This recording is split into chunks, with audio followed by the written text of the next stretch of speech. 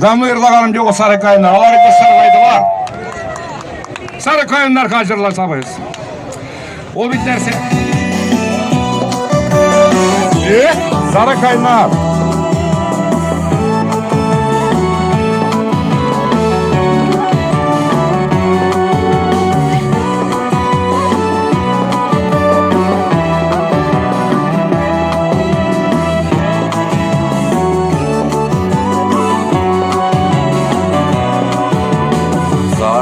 Kayınlar iline gilip girdim, sirlerimle digalarıyla söyleyim dedim.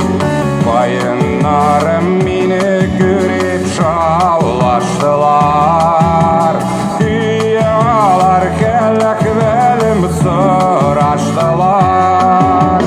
Sarıldım da kayınlarıma beni üfsedim, yar yeri koyunların sizi var dedim. Hislerimi anlısız kabul edesin, bugün tağın minnen anlaşıp güdesin.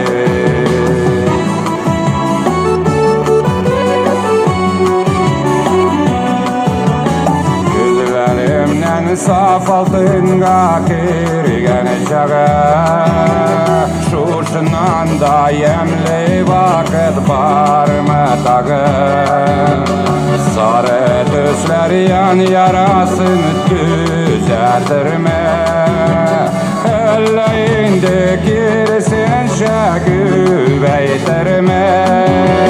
Sarıldım da koyunlarıma min üfsedim, yar yeri koyunların sizi var dedim. Hislerimle anlısız kabul edesin, bugün tağın minnen anlaşıp güdesin.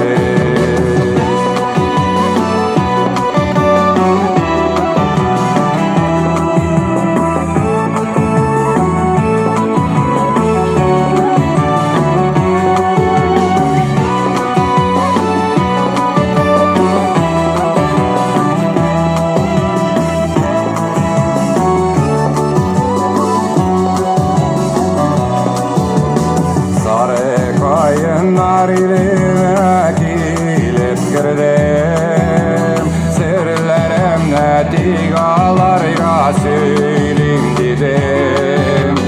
Kayınlarım beni görüp şavlaştılar, hüyalar kellek belim soraştılar. Sarıldım da kayınlarıma min üfsedim, yar yeri koyunların sizi var dedim.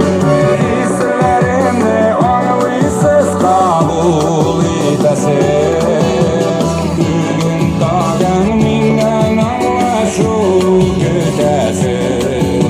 Bugün tağın minnen anlaşıp güdesin.